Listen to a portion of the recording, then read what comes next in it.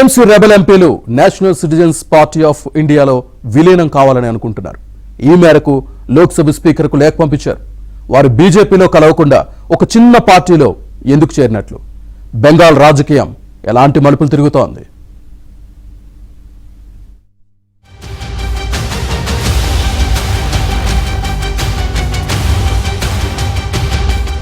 వరుసగా 15 ఏళ్లు అధికారంలో ఉన్న తృణమూల్ కాంగ్రెస్ నేతలు ఒక్క ఓటమికే డేలా పడిపోతున్నారు. మమతా బెనర్జీ నేతృత్వంలోని తృణమూల్ కాంగ్రెస్ లో ప్రారంభమైన రాజకీయ సంక్షోభం అనూహ్య మలుపులు తిరుగుతోంది.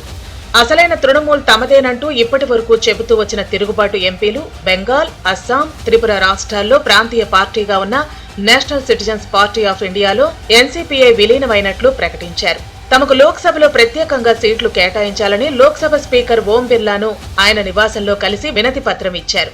నేషనలిస్ట్ సిటిజన్స్ పార్టీ ఆఫ్ ఇండియాలో విలీనమయ్యావని చెప్పుకున్నారు. మోదీ నాయకత్వంలోని ఎన్డీఏతో కలిసి దేశం కోసం పనిచేస్తామని చెప్పుకొచ్చారు.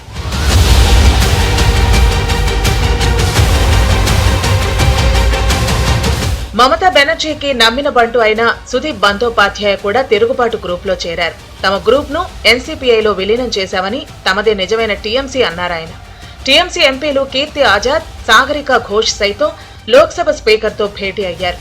తిరుగుబాటు ఎంపీలను గుర్తించొద్దంటూ పార్టీ జాతీయ ప్రధాన కార్యదర్శి అభిషేక్ బెనర్జీ ఇచ్చిన లేఖను వారు స్పీకర్ కు అందించారు.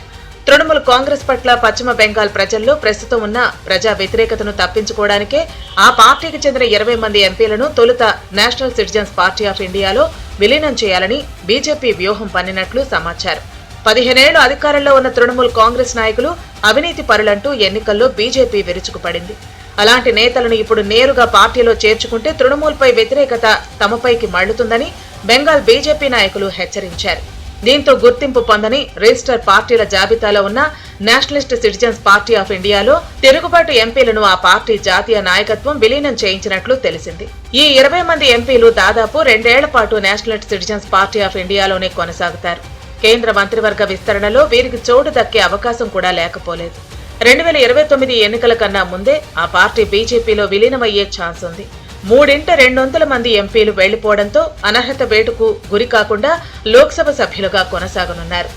చట్టం ప్రకారంగా ఒరిజినల్ పార్టీని వదిలేస్తే ఇంకో పార్టీకి చేరాలి, వేరే కూర్చోటానికి లేదు.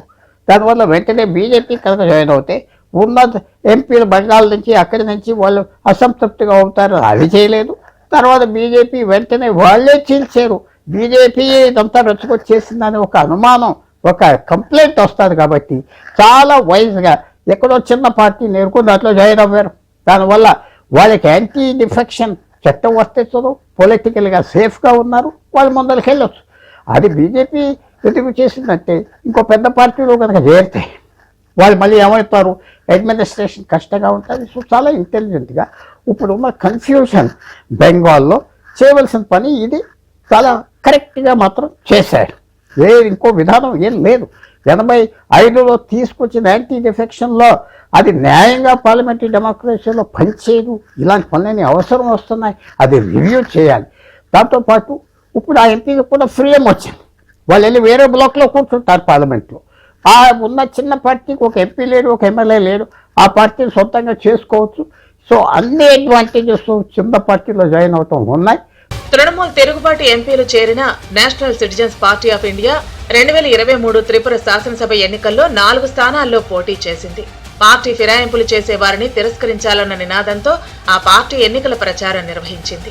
పోటీ చేసిన 3 స్థానాల్లో ఆ పార్టీ అభ్యర్థులకు నోటా కంటే తక్కువ ఓట్లు పడ్డాయి. కేంద్ర ఎన్నికల సంఘం 2024 మార్చి 27న జారీ చేసిన గుర్తింపు పొందని రిజిస్టర్ పార్టీల జాబితాలో nationalist citizens party of India 1692వ స్థానంలో ఉంది.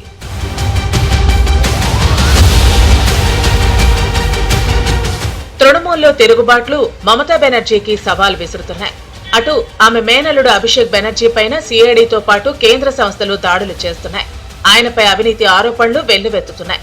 అటు తిరుగుబాటు ఎంపీలు రాజీనామా చేసి బీజేపీ టికెట్ పై గెలవాలని సవాల్ విసురుతున్నారు మమతాతో ఉన్న ఎంపీ మహువా మొయిత్రా. ఎంపీ పదవులకు రాజీనామా చేసి బీజేపీలో చేరాలని సవాల్ విసిరారు.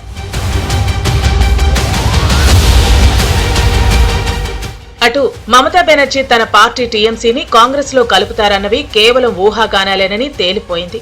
అసమర్థ పాలన, అవినీతి, బంధుప్రీతి తృణమూల్ కాంగ్రెస్ ట్రేడ్ మార్క్స్ కావడంతో ఆ పార్టీతో కలవద్దని బెంగాల్ కాంగ్రెస్ నేతలే అధిష్టానాన్ని కోరుతున్నారు. టీచర్ రిక్రూట్మెంట్ స్కామ్, ఆర్జీకర్ హత్యాచారం లాంటి కేసుల్లో టీఎంసీ సమర్థంగా వ్యవహరించలేదు.